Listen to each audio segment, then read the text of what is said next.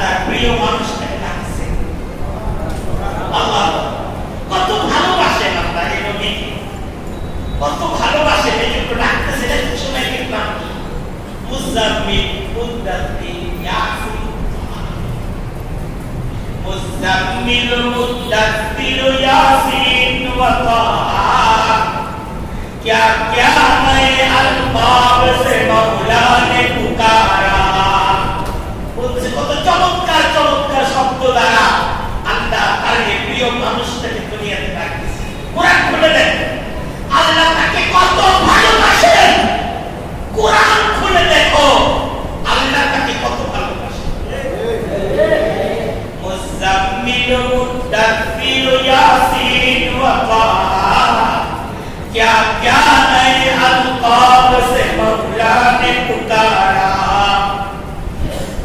मुज़म्मिल मुद्दस्सिर यासीन व ताहा क्या क्या नए अल्फाज से मौला ने पुकारा এখানে শেষ আল্লাহ তার এই প্রিয় হাবিবের নাম দিয়েছেন উম্মি নাম দিয়েছেন কি উম্মি নাম কি দিয়েছেন উম্মি অর্থ নিরক্ষর উম্মি অর্থ কি নিরক্ষর যার অক্ষর জ্ঞান নাই আজকের দুনিয়াতে যারা অক্ষর জ্ঞান নেই তাকে সবাই বলে মূর্খ তাকে কেউ মজা করে ডাকে আল্লাহ তার প্রিয় নবীকে সম্মানের সাথে ডাকতেছেন নবী আমি আপনাকে উম্মি বানাইছি পৃথিবীতে আপনার কোনো শিক্ষক তারা খুঁজে পাবেন না বরং মুহাম্মদুর রাসূলুল্লাহ সাল্লাল্লাহু আলাইহি ওয়াসাল্লাম কার কাছ থেকে শিখেন নাই কথা কারণ তিনি তো অক্ষরই ছিলেন না উনি লেখাপড়া করে কোরআন দেখতেন পৃথিবীর কেউ এই অভিযোগ মুহাম্মদুর রাসূলুল্লাহর উপর কিয়ামত পর্যন্ত তুলতে পারবে না কারণ তিনি কি ছিলেন উম্মি ছিলেন মুহাম্মদ হারগিজ না গুফতা তা না গুফতা জিবরাইল জিবরাইল হারগিজ না গুফতা তা না গুফতা রব্বুল জলিল মুহাম্মদুর রাসূলুল্লাহ কথা তো বলছেন কোরআনে কিন্তু কোন সময় উনি একটা কথাও বলেন নাই যতক্ষণ না জিবরাইলের কাছে আর জিবরাইল একটা কথাও বলেন নাই যতক্ষণ না আল্লাহর কাছ থেকে আদেশটা পাইছে এই মুহাম্মদুর রাসূলুল্লাহর শিক্ষক স্বয়ং রব্বুল আলামিন স্বয়ং রব্বুল আলামিন মুহাম্মদুর রাসূলুল্লাহর শিক্ষক পৃথিবীবাসী কিয়ামত পর্যন্ত তালাশ করে পৃথিবীতে মুহাম্মদুর রাসূলুল্লাহর শিক্ষক খুঁজে পাবে মুজাম্মিল ইয়া मुद्दस्सिर यासीन व ताहा क्या क्या नए अल्फाज से मौला ने पुकारा क्या शान है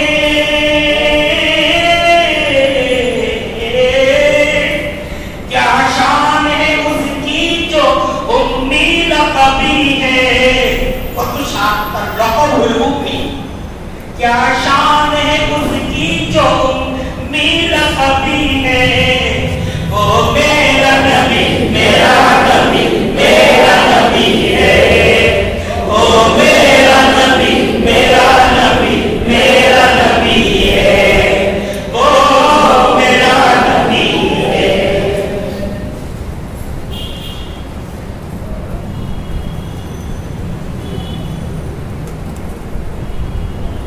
वो ज़ात के जो मज़हर लौला कलमा है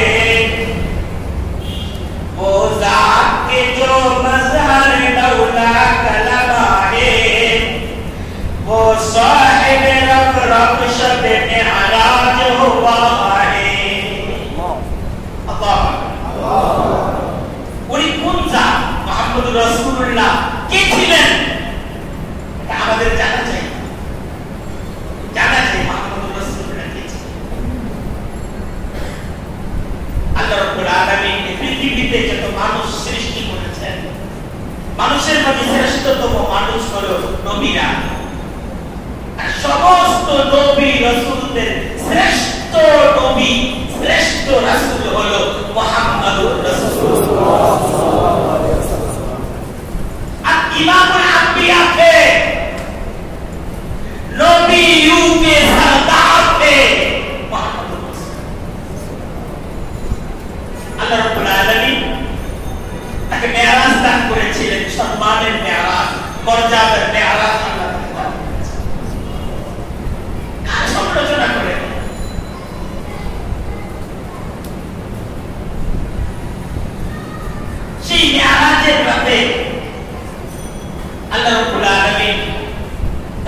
মসজিদ হারাম থেকে সর্বপ্রথম মসজিদ আকসায় নিয়ে যায়। মসজিদে আকসা থেকে আল্লাহ রাব্বুল আলামিন তাকে ঊর্ধ্ব জগৎ সফর করে, বিভিন্ন নবীদের সাথে তার মুলাকাত হয়। তারপর ঊর্ধ্ব জগৎ থেকে তিনি আবার মসজিদ আকসায় নেমে আসেন। তার সম্মান আল্লাহ রাব্বুল আলামিন মসজিদ আকসায় সমস্ত নবীদেরকে একত্রিত করেন। হযরত আদম আলাইহিস সালাম থেকে নিয়ে একদম আমাদের পয়গম্বর পর্যন্ত প্রায় 1,24,000 পয়গম্বরের সমাবেশ হয় কোথায়? মসজিদ আকসা।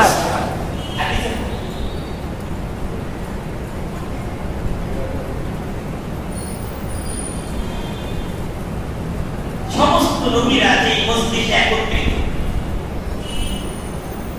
এটা তো এদের কারোর সাথে তো আর পরস্পর দেখা হয় না।